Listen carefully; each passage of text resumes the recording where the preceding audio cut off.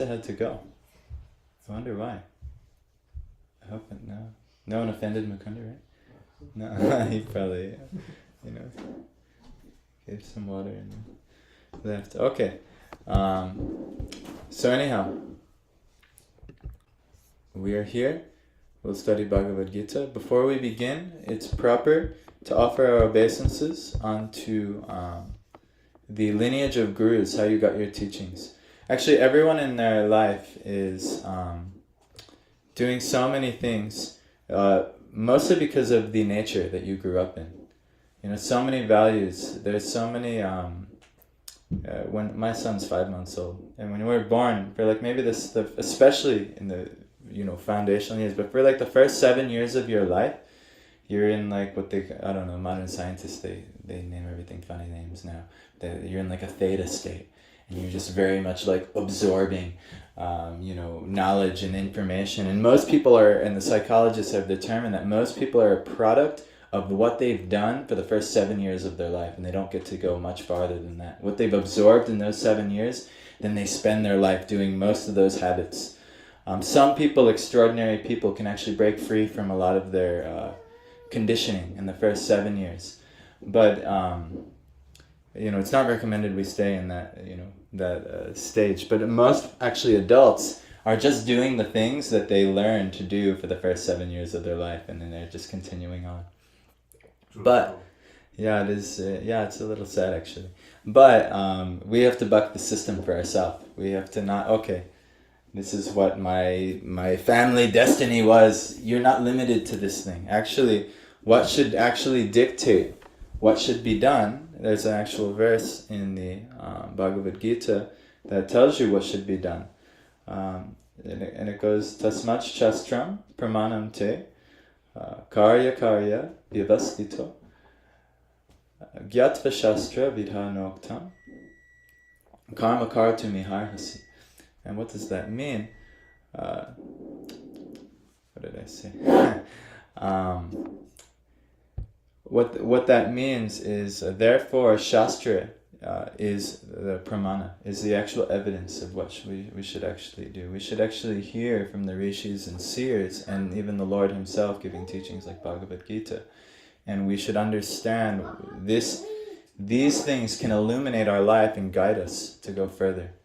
So that's why we're here. We're sitting and we're going to hear from the Shastra of the Bhagavad Gita. And then it says, Karya vyavastito. If you want to determine what is proper duty and what's forbidden duty. Many now times we live in like secular states, and they make like constitutions and things, but what is actually guiding what should be forbidden and what should not be forbidden? In America, it's forbidden to eat dogs. You should never eat a dog. But eating a cow, eating a pig, no problem. But eating a dog is very bad. You should go to jail if you eat dogs. But in China, no problem. Let's have a festival. Let's eat dogs and have a festival like this. So actually, this is our. It's up to interpretation due to the values of the people. But if people have mistaken values, there's lots of people with mistaken values out there. We call them criminals. They have values that I can steal and it's no problem. And so eventually these people have to be locked up away from society because they disturb everyone so much. So how do you determine what should be done and what should not be done? It's actually the Shastra. What does the Lord present in his Vedic wisdom scriptures? And Krishna, he says, how does it go? Pitaham asya jagato. I am the father of this universe. Mata datta pitamaha. I am the mother, I am the supporter, and I am the grandsire. And then he says, Vedyam pavitram omkara. I am that which is to be known. Pavitram, I am the most pure. Omkara, I am the transcendental sound. Om. And then he says, Rig sama yajur evacha. And I am the Rig, the Sama, and the Yajur Vedas as well. So I'm these original Vedic scriptures.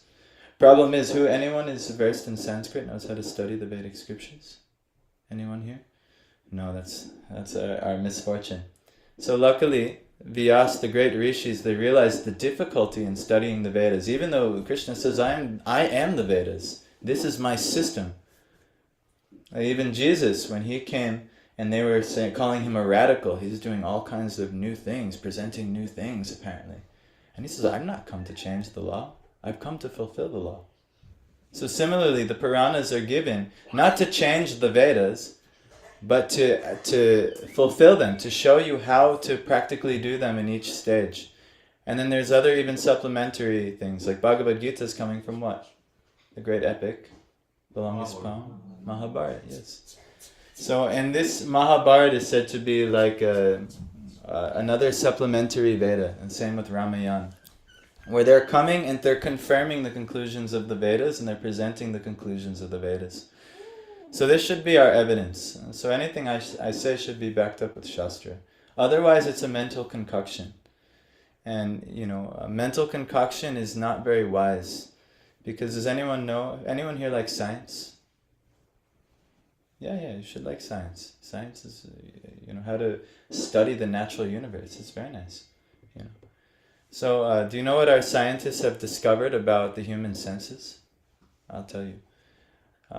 Who here is, where's, maybe Bidwa? You like science? What did you study in school?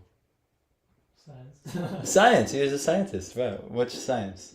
Oh, you mean like in university or? Yeah, whatever. What's your specialty? Computer science. Computer science. Okay, this is the science of how the computers are working. It's very important. Yeah, everything, financial, everything's running on technology, computers, all these things.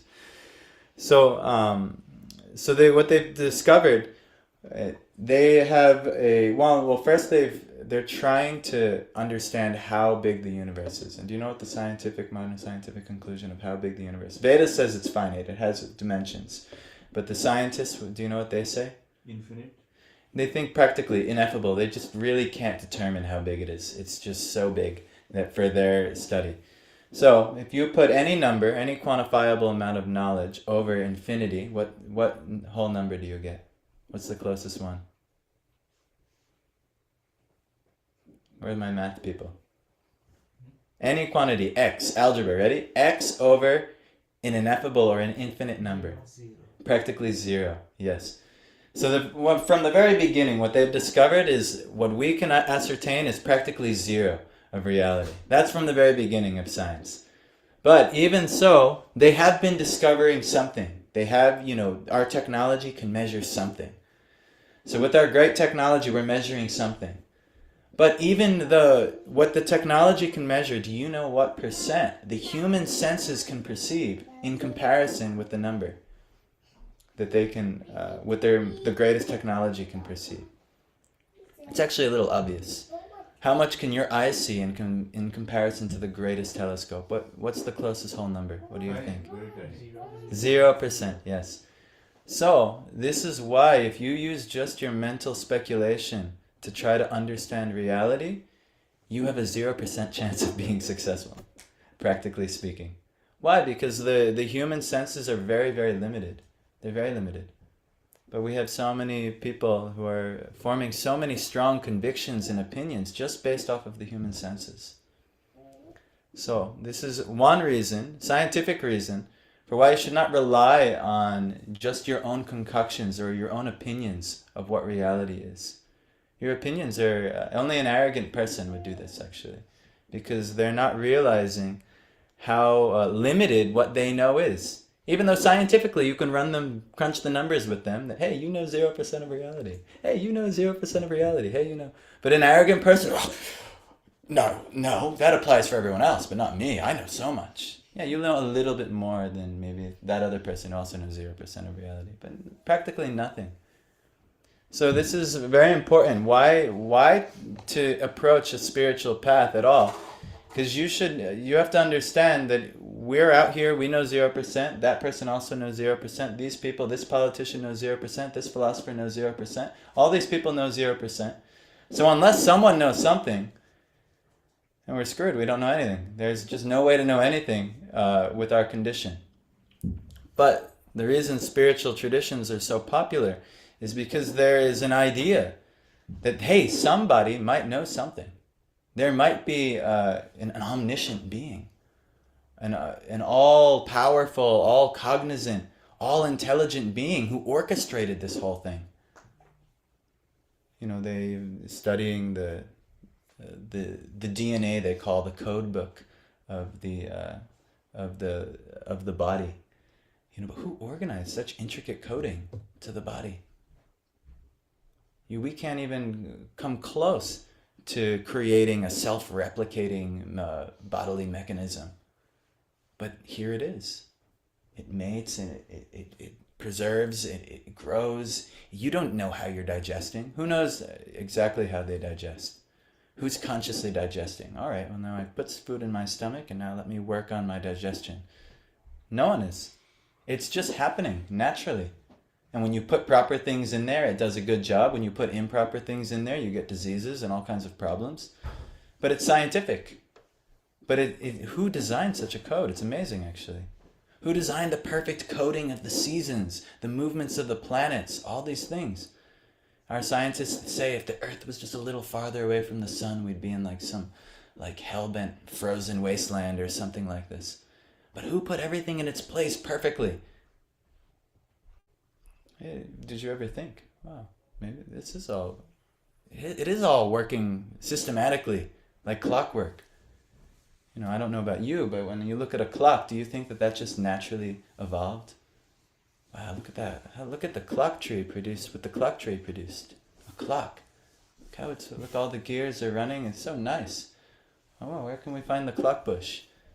It's silly, right? Why? Because an engineer designed. But look at everything. The cosmos are moving like clockwork. Who put that there? So this is why the spiritual search, and this is going to understand what we should do. But before we begin, I'm going to offer my obeisances unto the personalities who have helped me immensely in my life, and the lineage of teachers actually coming to Krishna himself. Krishna actually talks about Bhagavad Gita, and that's what we're going to focus on today. How knowledge is transmitted. In the 4th chapter, he goes through the parampara system, how he says that I'll show you very soon, but let's just right now honor them. And then we're going to end on a sweeter note for Tanu, because Tanu, she's not liking all these philosophies so much. She's like, no, tell the pastimes of Krishna. I want to hear the sweet things. So, okay, we'll try. I see I'm very male, like crunching numbers and logics and all these things. But you're much sweeter than I am. So Krishna likes you better. That's why Krishna, he likes to hang out with the girls, actually. But, Yes, this is a female tendency. So, Sampath, you're going to scroll through these. We're going to chant these prayers. You can all chant along with me.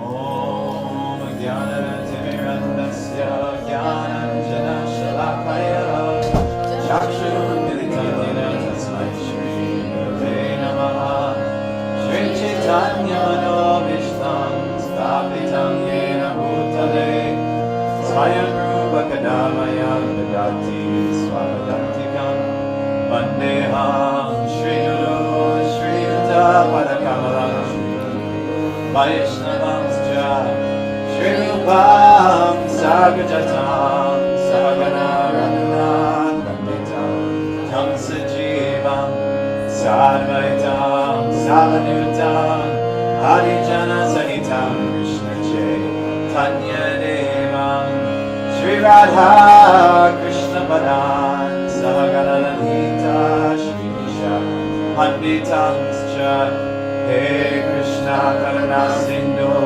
Dinabandho Jagatpate Gopesha Gopika Kanta Radhakan Janamostate Tapta Kanchana Gaurangi Radhe Vrindavaneshwari Rishabhanasute Devi Pranamami Hari Priye Panchakalpa Tarubhyascha Kripa Sindhu Evacha Patitanam Pavanebhyo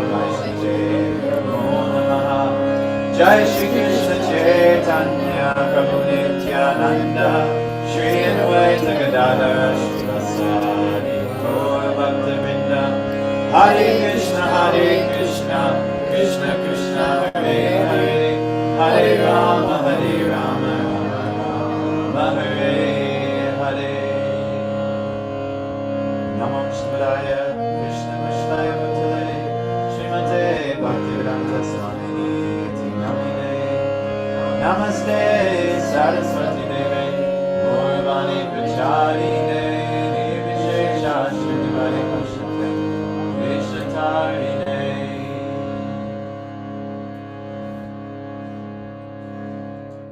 Jai. All right, Bhagavad Gita, chapter 4, verse 34. But just to show you a little evidence before we go into that, I will show you.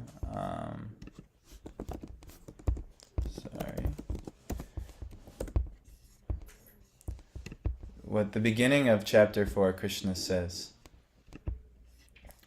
So he says in the beginning, I'll just read the English. The Blessed Lord said, I instructed this imperishable science of yoga. Well, we're approaching a science. We're not like unscientific, sentimental people, and we're just like, okay, Hare Krishna, just trying to feel for God without any like system. Bhagavad Gita is totally scientific, especially in the beginning.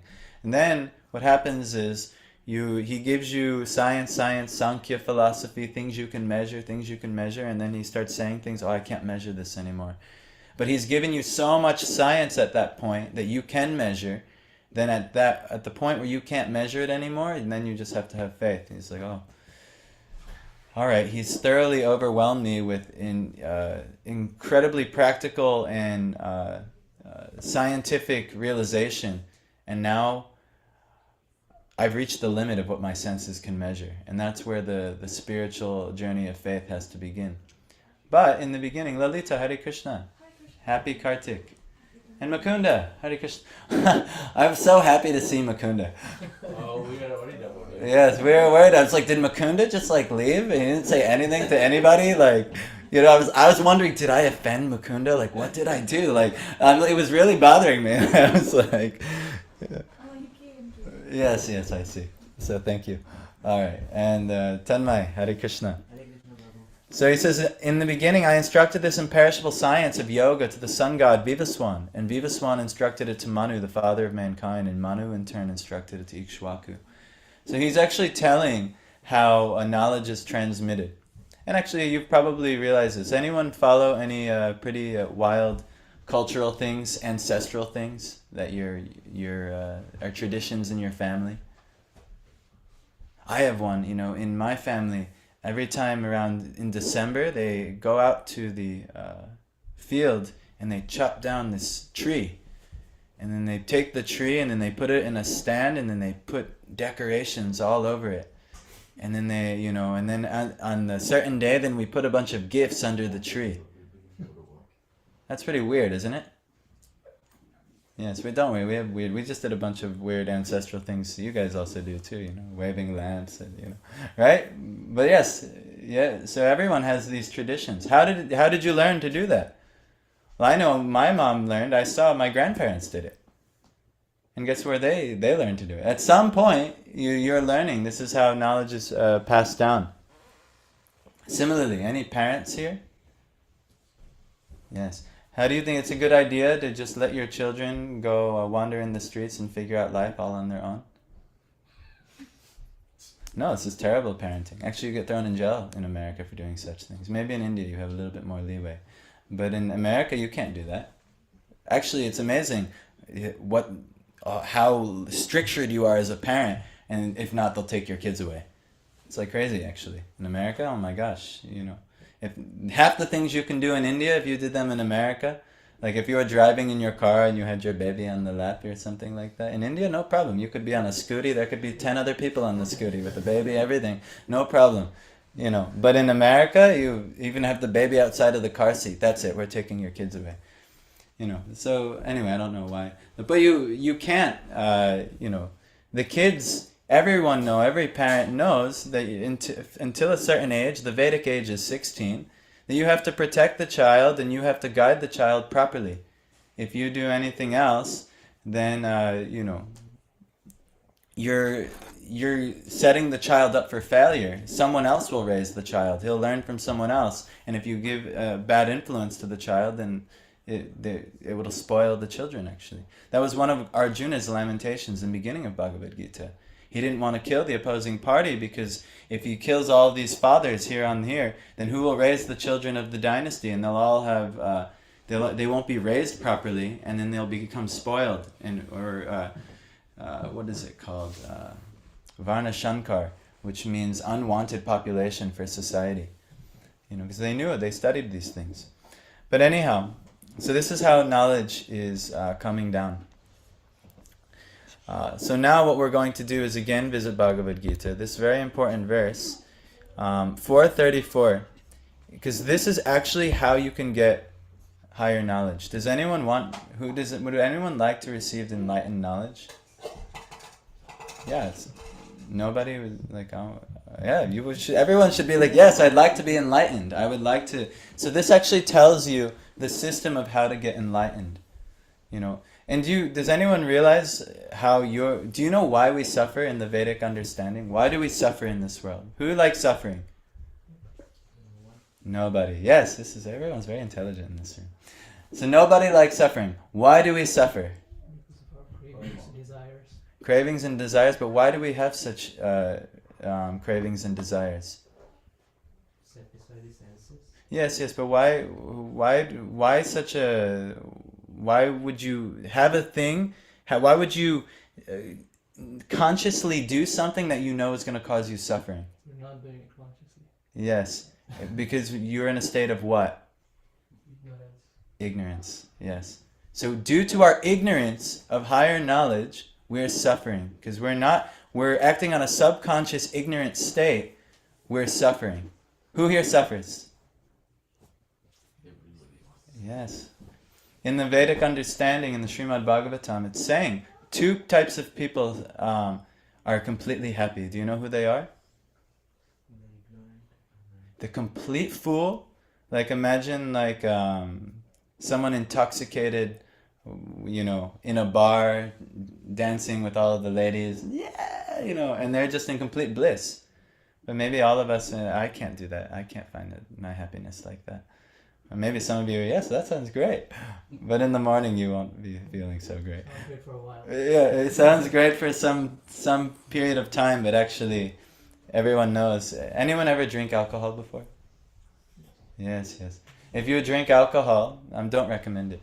But if you drink alcohol, in the next day they have something called a hangover, which means you don't feel good the next day. Due to the punishment of you trying to be happy in this way, then the pendulum swinging the other day, you suffer the next day. So actually, the reason fools can be happy because certain level of sense gratification, the cravings and desires and trying to fulfill them give a little taste of happiness. But they have to suffer then later when inevitably they lose that pinnacle of happiness. That's how actually Krishna says, Mamaivam sho jiva loke jiva bhuta sanatana. And then he says, Mana shastan indriyani prakriti sthani karshati. So what that means is that all the living entities, all the souls of this world are actually fragmental parts of me, Krishna is saying. And everything exists, and every soul that's consisting of everything is eternal. But because they're on the platform of the mind and the 6 senses, prakriti sthani karshati, they're situated in this material world suffering.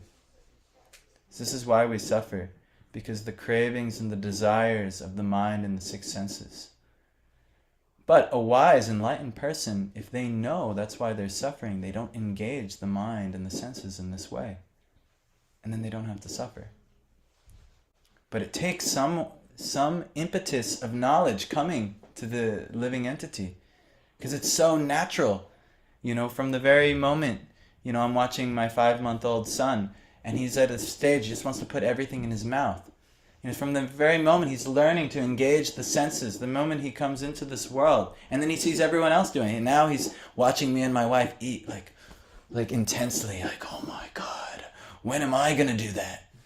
He's like, you should see him, but this is, it's natural. But if he gets very hyper fixated on food, he's going to suffer. If he gets any sense, no matter what sense it is, you're going to suffer if you become fixated on the dictations of the mind and the senses. So, what we need to do actually is approach someone with knowledge. Or how do I deal with this? That my very foundation of how I exist is causing me suffering. Well, what's the way out?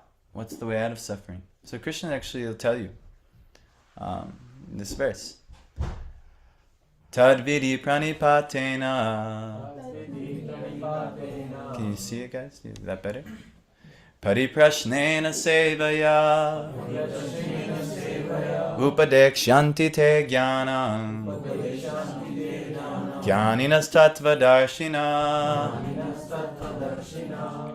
Okay. So tat, that knowledge of different sacrifices. So he's talking about different sacrifices which will be, in this whole chapter, that will be beneficial for the human beings. But he's saying that knowledge of the different sacrifices. Tat. Vidi. Try to understand. Pranipatena. By approaching a spiritual master. Also, by approaching a spiritual master. Pranipatena also means being very submissive and humble before them. Offering your pranams. Pranam you've heard. I'm offering my respects. Pariprashnena.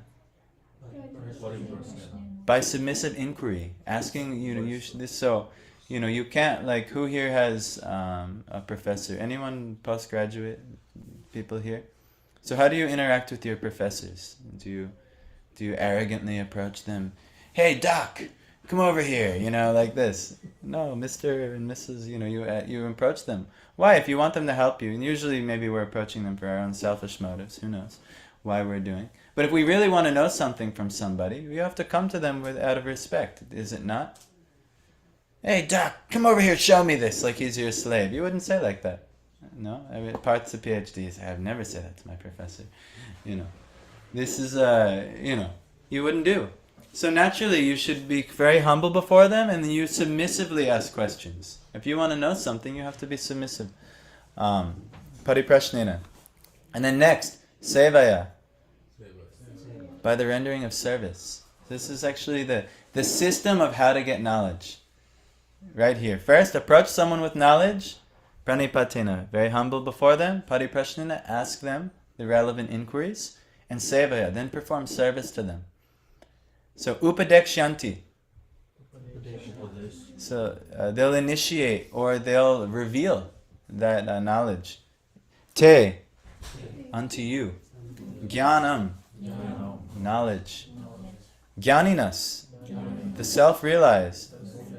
So someone's situated in knowledge. Tattva. Their truth. Darshina. They see the truth. So, the translation in English is here. Just try to learn the truth by approaching a spiritual master. Inquire from him submissively and render service unto him. The self-realized soul can impart knowledge unto you because he has seen the truth. Actually, this is what is to be done. Prabhupada says in the purport, the path of spiritual realization is undoubtedly difficult. The Lord therefore advises us to approach a bona fide spiritual master in the line of disciplic succession from the Lord himself. No one can be a bona fide spiritual master without following this principle of disciplic succession. Notice the Lord is not saying, just in your own concocted fantasies of your own worship. Just approach me, just think of me all the time. He says something like that later. But he's actually systematically telling you how you can approach him. And that's by someone who has knowledge of him, actually. And so this is very, very important, actually. This is the foundation. This tattva, Guru tattva, is so important. If you don't understand this tattva, you cannot understand any other tattva. Meaning, if you don't understand this truth, you will not understand any other spiritual truth. Why? Because you won't know how to get to truth. So if you don't understand this foundational truth, you have no chance of getting any truth illuminating your life. Which means that you will stay in a state of ignorance, which means that you will be dictated by the cravings and desires of the mind and its senses, which means you will suffer. Does everyone follow the logic? Yes. So unless you approach someone who is situated in truth, who sees the truth, and yourself get initiated into truth, have that truth revealed unto you, you will be in a state of ignorance and you will suffer due to your ignorance. So I ask you, who is suffering in this world? We Yes, we are all. So what do you think we should do with this problem? Surrender to a bona fide spiritual master. Yes, you should surrender to somebody who is beyond suffering, who is self-realized. Not just like someone who has a label, guru. All right, I surrendered. That's like lazy. You have to check. You have to check. All right, is this is actually guru? In the Bhagavatam, it talks what a guru is. Tasmad gurum prapadyeta jigasu shreya uttamam. You should approach a guru if you're actually inquisitive into the absolute truth. And what's the qualification? Is shabde parecha nishnatam. They are. Hey, that's my buddy. He's just looking at me. They are completely pare shabde. They're completely conversant. Chinishnatam.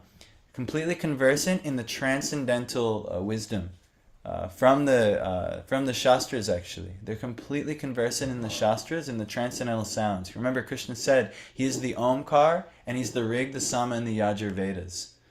So they're completely versed in the essence of wisdom from these transcendental sounds. Shabde Pare Chanishtatam, and then the other quality is Brahman Upashamashraya. In the absolute truth, in Brahman, they're fully fixed. Upashamashraya, and they're completely detached from the material world, the realm of the mind and the six senses. This is actually what a guru is. Krishna reveals to Uddhav in the Uddhav Gita. This is a more advanced Gita than the Bhagavad Gita, found in the Srimad Bhagavatam. But this is what has to be done. So if you're suffering in this world, guess what? It's not going to stop. It's only going to keep going. You will not stop suffering until you approach someone who is beyond suffering and learn how to do it. We see this so many times. Just like, you're not going to get trained proficiently in your job or your career unless you approach somebody who is proficient and can teach you the tricks of the trade and so on. I learned that the hard way, trying a few many endeavors in my life, but even recently trying some endeavors, but not being fully understanding of the subject matter and made many mistakes. And the consequences of those mistakes, they cause us all kinds of suffering. So, from the divine science of Krishna given in Bhagavad Gita, this is what you have to do. You have to approach somebody who has knowledge. And if you haven't done this yet, I would say no problem, but the problem is you're just going to suffer. You're just going to keep suffering.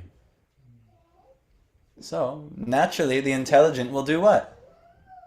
find a guru. Yes, find someone who is a guru, who has knowledge. Not easy, but you can at least get a hint. Guess what? The good news about this place here is we're trying to actively help people to do that. We're trying to teach you how to recognize and understand and find a guru, and we bring gurus here. We all have gurus here and get initiated into this spiritual knowledge. So this is our process. We're trying to help. But, who will take? What intelligent person will take, actually? Because many less intelligent, more arrogant people, no, I'll do it myself. Just like if you have that one employee, they don't, anyone ever manage anything? Yes, if you're a manager, and then you have like that one employee who's working for you, and they don't want to listen to you as the manager. You as the manager, how long do you want to keep that employee nearby? No, and if you have the power, a lot of times you fire them. So similarly, if we want to approach spiritual knowledge, we have to humbly listen to those who have that knowledge. But if we just, no, I'll figure it out myself, which is practically what every living entity is trying to do in this material world. And why causing so many conflicts and things like this, because people are so foolish. Then the result is prakriti sthani karshati. You'll just be situated here suffering. So this is the essence of what needs to be done. If you're suffering, you need to do this thing.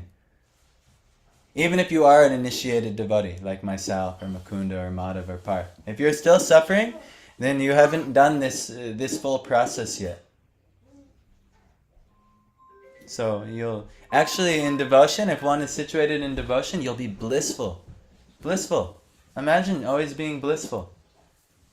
But because we haven't gone through the process yet of having our ignorance removed, we're not blissful. We're suffering in different varieties. But if you want to be blissful, who wants to be blissful? Everyone. Everybody, yes, it's natural.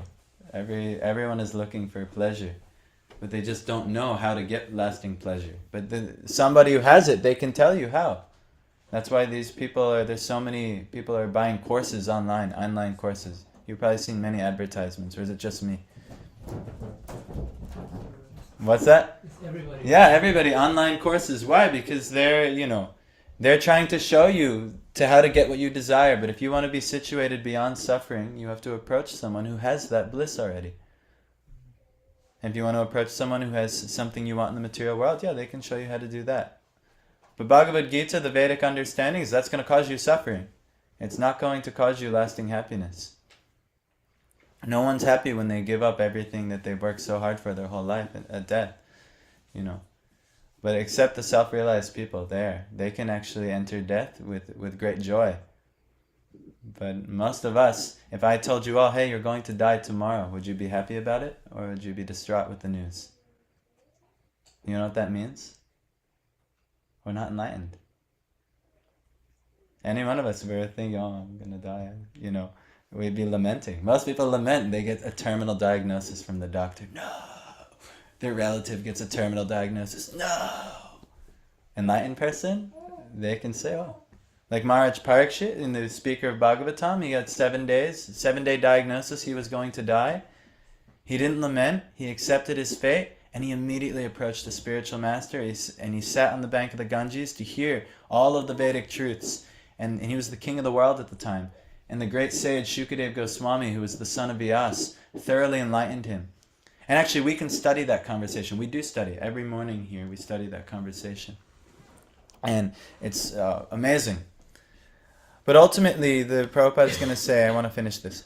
The Lord is the original spiritual master, and a person in the disciplic succession can convey the message of the Lord as it is to his disciple. No one can be spiritually realized by manufacturing his own process, as is the fashion of the foolish pretenders. The Bhagavatam says, Dharmam hi sakshad bhagavat pranitam. The path of religion is directly enunciated by the Lord. Therefore, mental speculation or dry arguments cannot help one progress in spiritual life. This is pretty much all of modern philosophy. It's all mental speculation or dry arguments. It's not divinely realized. Even something as simple as, have anyone ever gone to Alcoholics Anonymous before? In my younger years, I once got in legal troubles. I wasn't an alcoholic, but I had to go to Alcoholics Anonymous to please the governing body that was going to get me in trouble.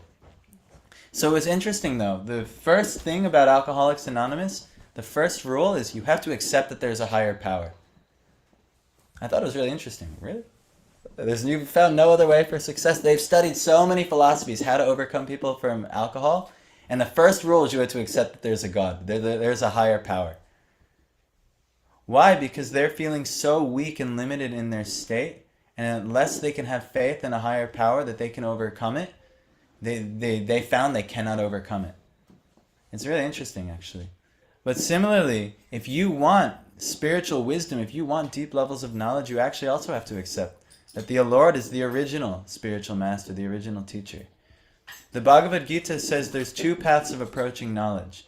There's the Aroha Pantha path, which the modern scientists like to try and do. It's called discovery. Let's discover things. And you have to work so hard to discover one little thing. But if someone just teaches you how to do it, it's like amazing. Like imagine Abhiram having to try and discover the world all by himself. How much advancement this little baby would make. But if we just teach him how to do simple things, he'll be like, wow. Did you ever do that? Did you ever try to figure out something, and then someone who knows how to do something, they're coming like, what are you doing, you dope? Get over here, and let me just show you how to do it real quick. And then you're like, oh my God. But we do this. The scientists, they try to discover. Fine. Well, is there a source of knowledge that's already presenting something? Is there any way we don't have to go through this rigorous discovery process and we can actually easily get knowledge? Yes, Krishna says. And he's giving his processes of understanding, like Bhagavad Gita, Srimad Bhagavatam, and so on. So it says, the path of religion is directly enunciated by the Lord. Therefore, mental speculation or dry arguments cannot help one progress in spiritual life. One has to approach a bona fide spiritual master. Bona fide means authentic, spiritual master, to receive the knowledge. Such a spiritual master should be accepted in full surrender. And one should serve the spiritual master like a menial servant, without false prestige. Satisfaction of the self-realized spiritual master is the secret of advancement in spiritual life. Inquiries and submission constitute the proper combination for spiritual understanding. Now you might look at this and be like, well, why would the spiritual master, why do you have to serve him like a menial servant? Tell me, who here excels in their career? Anyone here? Parth. I know Parth does. So Parth, how do you act towards your professor? Humbly? Yes. Do you sometimes take the role of a menial servant before your professor? Of course. Anyone who has a boss, that's what you do. But the difference is, instead of wanting knowledge from that person, you might want money from that person. He's going to give me my paycheck. Yes, sir. Yes, sir. Yes, sir. Now imagine if you wanted something intelligent rather than money. If you wanted, the ultimate good. So naturally, it's to render service before somebody. Any service that they need, let me help you. We invite sadhus here. We invite saintly personalities who are very realized in this knowledge. And we serve them so humbly. We try our best. We'll touch their feet, anything that they want. Why? Because, they have something so valuable to give. But most of the world, they, who's this crazy guy in the robes or something like that? They have no respect. So naturally, they're not going to, if someone's disrespectful to you, you're not going to be like, oh, I need to help this living being. Somebody's just like, all right, carry on. But if somebody's, serving you, so, like for instance, we have so many nice sevaks here. Devanshu and Tanu joined in the kitchen today. Parth and Madhav are working so hard in the kitchen every day. And when I see them doing selfless service, supposedly I'm supposed to be their superior here because I'm organizing or something. But I just it melts my heart and I just want to I want to serve them. I want to help them. That's natural. When you serve your parents, they get so much affection for you and then they want to serve you. The respectful child who serves their parents nicely. Any children in here? If you serve your parents nicely, then they'll melt their heart and they'll want to give you everything. But if you're disrespectful to your parents, then your parents are like, oh, this boy is so much trouble, and you're not feeling so much affection to just humbly open everything you have. So this is why, if you meet a self-realized soul, you should give everything to serve that person so humbly. Ask them any questions and serve in every which way. But they're not authoritarians or they're, dictators, do this, yes, yeah, cracking whips. That's not what they're doing. They're very humble and they're very joyful and they're very peaceful. And because they have those qualities that you want, you naturally want to serve them. So anyway, inquiries and submission constitute the proper combination for spiritual understanding. So you should inquire. And then 2, you should be submissive. You should not be challenging, ready to debate them, and then they're like, oh, okay. Yes, there is some level of testing. You have to test the guru. In the beginning, for 1 year's time in the Vedas, you should test the guru. Not being challenging, disrespectful, but you should pose any arguments that you can think of respectfully, submissively. But if they're a genuine guru, they'll smash them actually. They'll smash all your arguments. And then you'll know, oh, this is good. He's smashing my arguments. That's what happened to Prabhupada. His guru Bhaktisiddhanta, he joined Gandhi's cause, and he was very much for the liberation of India. But Prabhupada Bhaktisiddhanta wasn't very impressed with Gandhi's cause. He was like, yeah, I don't think that's going to solve our problems. He said without a matter of fact, the change of guards will never solve anyone's material problems. Only the science of God can solve the problems for the living entity. So Prabhupada was putting so many arguments, how can we talk about liberation from suffering when we can't even liberate ourselves from this British regime? And he's, saying, well, why do you think it'll be better no matter who changes guards? And he's right, it wouldn't. It didn't necessarily get so much better. There was, it did eventually. The regime changed. India has independence now. But is India free from suffering? No, never. Now they're just suffering in a different way. And that happened here in America. We got free from the British too. The British were conquering everyone. And we got free from the British too. And then, now we figured it out. No. And we pride ourselves. We're independent. Independence Day. But actually, in the spiritual process, you are dependent. You're dependent on those who have... everyone's dependent, actually. Any independent person, okay, be independent on the natural resources of God to sustain you. Hold your breath. How far will you last? You're completely dependent. Every breath, you're relying on the mercy of God via the natural prana or energies, or we call it oxygen. Our material scientists label it. We're completely dependent. So, unless their submission and service increase from the learned spiritual master will not be effective. One must be able to pass the test of the spiritual master. And when he sees the genuine desire of the disciple, he automatically blesses the disciple with genuine spiritual understanding. So a genuine spiritually realized person, they're not just going to, you make demands and okay, I'll give you everything right here. They're going to test you and they're going to see, are you actually qualified for this level of realization? With great knowledge, with great power comes what? Yeah. Everyone's watched some movies here. With great, great responsibility is there. But, so someone has to earn it. You have to really be qualified to receive that knowledge. So this is our humble request to you. Are you qualified? You really want to be free from suffering? Do you really want to have a precious jewel? Are you qualified to handle it? We'll see. So, in this verse, both blind following and absurd inquiries are condemned. One should not only hear submissively from the spiritual master, but one must also get a clear understanding from him. In submission and service and inquiries, a bona fide spiritual master is by nature very kind toward the disciple. Therefore, when the student is submissive and is always ready to render service, the reciprocation of knowledge and inquiries becomes perfect. So, in short, you must approach a spiritually realized person submissively and then ask questions that are, you're dealing with. Why, you're suffering. We know it. You know how I know you know it? You know how I know that you're all suffering? Because you're here in this material world. Krishna says, Prakriti Sthani Karshati. Anyone who is dealing on the platform of Mana Shashtan Indriyani, the mind and the six senses, including the mind, they will be suffering. So, please do something good for yourself. Jigyasu Shreya Uttamam. Inquire into the absolute good for your life. Find somebody who could help you with that. Even us here, and not even just me, my wife, all the devotees here have realized something. You can probably learn a lot from even the most humble devotee here who has realized, like Parth or Madhav, there's so much can be learned from them. So inquire, ask them, their realizations. And until you're free from suffering, don't be arrogant and don't try to do it all alone.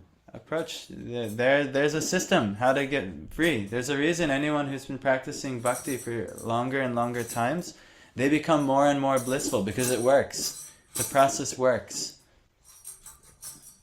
So, I recommend everyone try to do this. I will give an opportunity now. There's so much more I wanted to say, but I kind of was reading everyone, and I was like, okay, I have to give some foundational stuff, but there's so much more to this. But good enough for now. But anyhow,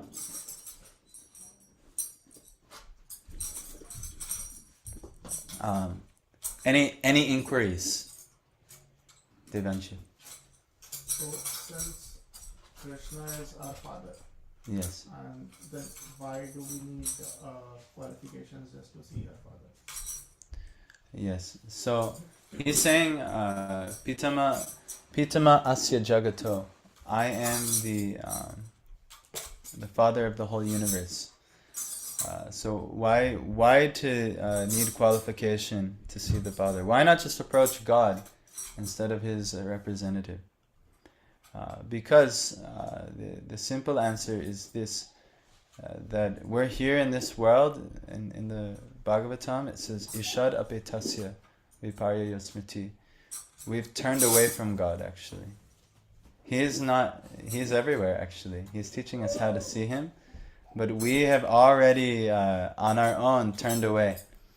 So if you imagine, if Abhiram runs away from home, maybe he gets to be 5-6 years old and he runs away from home. The only qualification he needed was to stay at home, to keep his consciousness fixed on here at the home. But because he ran away, then, the Father, you can't chase after them constantly. So he says, all right, the Father knows the destination of the living entities, and He'll say, okay, they'll come back eventually. And He gives us this world to go out and play. Like eventually, if he becomes a really rebellious or bad child, I'm going to have to let him go out in the world and make mistakes. But I'll always be waiting for him there. Okay, if he comes back. And so similarly, you as a spiritual soul, you're naturally connected to God. And you don't need any qualification to approach God actually. Right? Everyone can just sit down and pray and approach God. Is it not? But who's actually doing it? Very few. Why? Because our consciousness is turned away every other thing other than God. Bhakti is all about turning our consciousness in God. Krishna says, Manmana bhava mad bhakto. Offer your mind in me. Bhava mad bhakto. Become my devotee. But, who is actually doing? And so, we've gotten conditioned into, we've run away from God and we've gotten very far from God. So now, the personality, you have to ask for directions back home. You've gotten lost in this world. You've forgotten your way. And you don't, I know I have this amazing home, but I don't remember my way. I don't remember I don't understand how to get there. So you naturally have to ask someone for directions. Like if you got lost in the neighborhood, you would say, I'm looking for Mantra Central. Do you know? And someone can actually, who does know, they can guide you. Oh, thank God. Did you ever get lost and you have to ask for directions? So this is what we have to do. We have to ask for directions. And there are those who are, they are connected to Krishna. They are experiencing Krishna in relationship, like as the Father. But, we have to find those persons. And we have to ask the way. So the qualification, though, is... practically, it's all on our own error. It's just because we just don't know how to look. But it's not that Krishna is not ready to receive you. And yes, He can do it for you. He can, like wizardry, giving you divine empowerment and you'll know everything how to do. But actually, He gives something called free will. Every religion acknowledges this. You have the free will to do whatever you'd like. So... This is kind of spiritual anonymous. What's that? And also being kind of this place, you can say like spiritual anonymous. Yes, yes. This like is alcoholic anonymous. yes, yes. Spiritual anonymous, Yeah. together.